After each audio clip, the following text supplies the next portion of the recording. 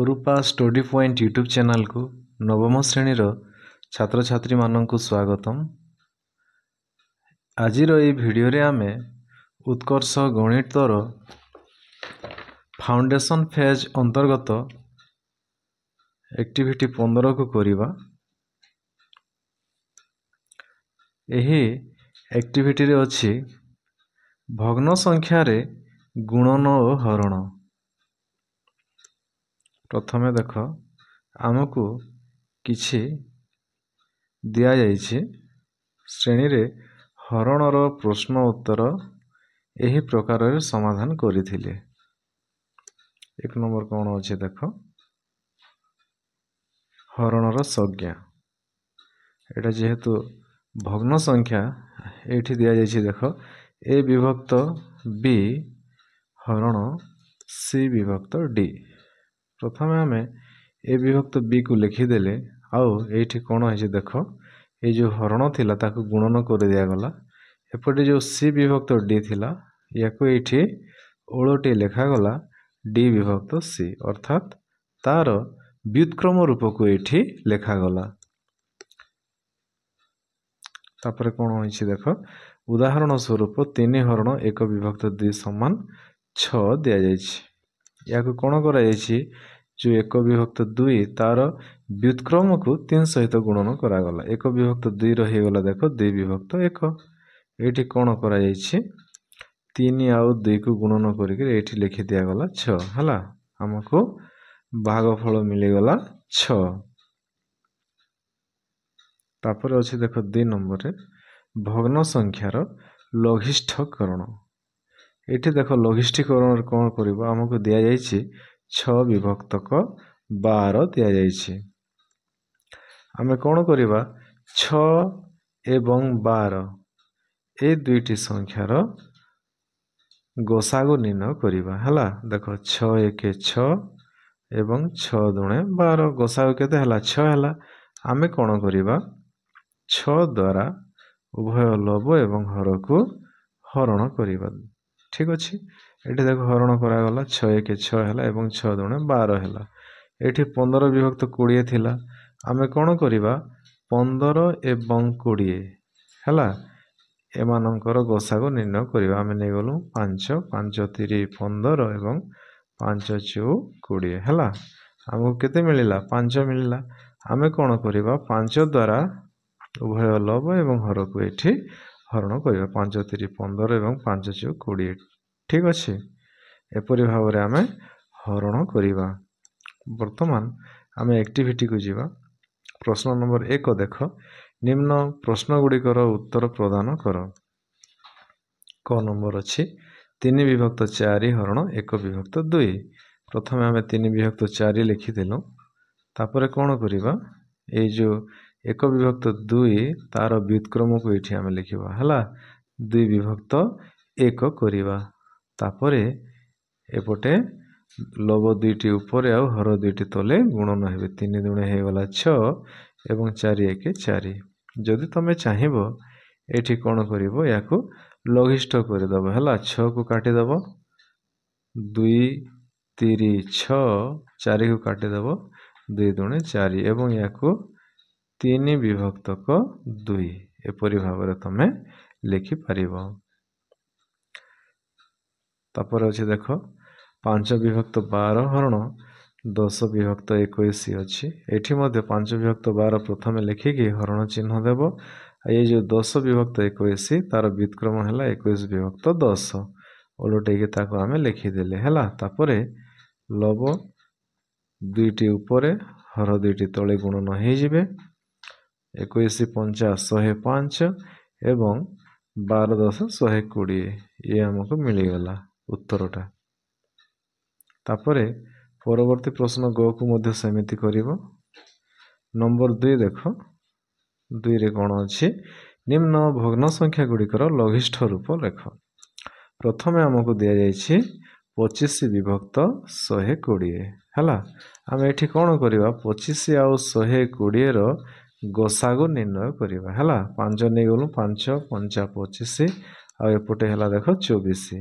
ତ ଗୋସାଗୁ ଆମକୁ କେତେ ମିଳିଲା, 5 ମିଳିଲା। ଠିକ୍ ଅଛି, ଆମେ କ'ଣ କରିବା ଉଭୟ ଲବରେ ଆଉ ଏଇ ହରରେ ଦୁଇ ସାଇଡ଼୍ରେ ଆମେ 5କୁ ହରଣ କରିବା। ହରଣ କଲା ପରେ କେତେ ମିଳୁଛି ଦେଖ, ଏ ଲବରେ ମିଳିଗଲା 5 ଆଉ ହରରେ ମିଳିଗଲା 24। ଏଇଠି ଦେଖ 35 ଆଉ 84 ଅଛି।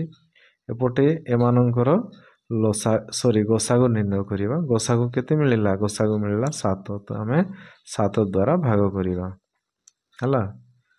ଶେଷକୁ କେତେ ଥିଲା ଦେଖ, 72 ବିଭକ୍ତ 216 ଥିଲା।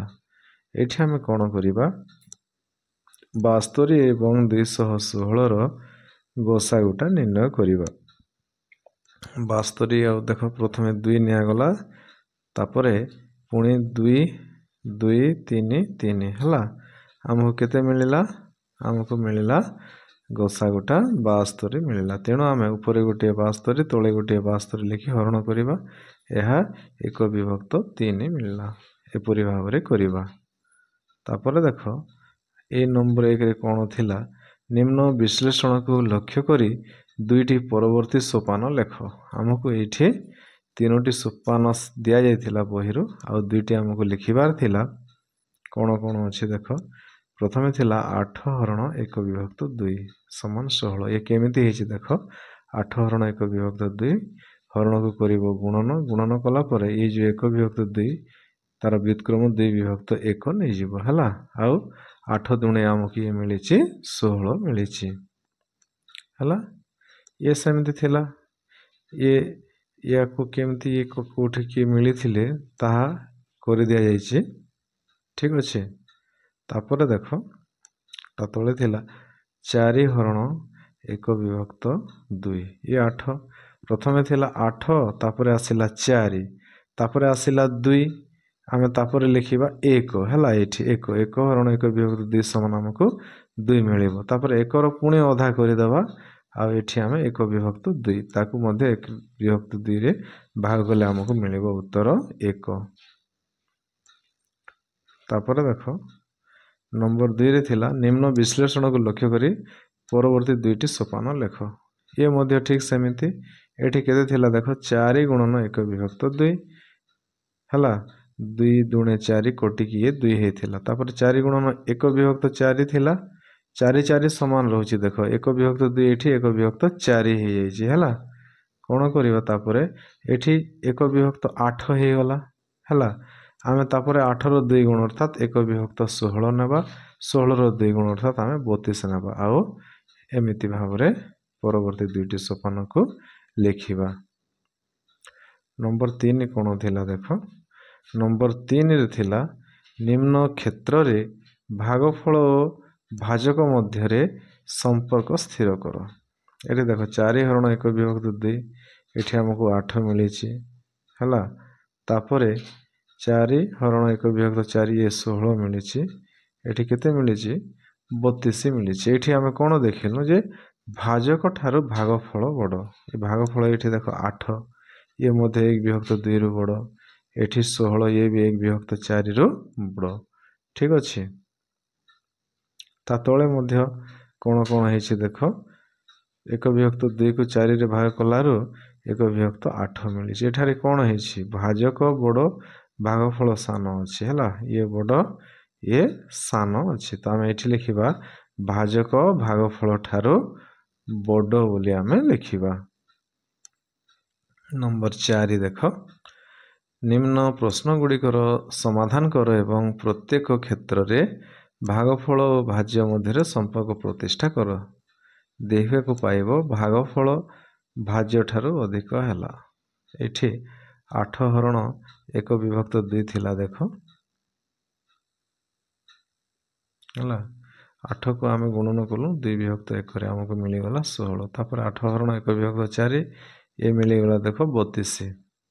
ଏପରି ଭାବରେ ଦେଖ ଶେଷ ପର୍ଯ୍ୟନ୍ତ ଦେଖ ହେଲା। ଏହି ସବୁକୁ ଆମେ ଲକ୍ଷ୍ୟ କଲାରୁ କ'ଣ ପାଇଲୁ, ଆମେ ଦେଖିଲୁ ଯେ ପ୍ରତ୍ୟେକ ଭାଗ କ୍ରିୟାରେ ଆମେ ପାଇଲୁ ଯେ ଭାଗଫଳ ଭାଜ୍ୟ ଠାରୁ ଅଧିକ, ଠିକ୍ ଅଛି। ଏପରି ଭାବରେ ଏହି କାର୍ଯ୍ୟଫର୍ଦ୍ଦଟିକୁ ସମାପ୍ତ କରିବ।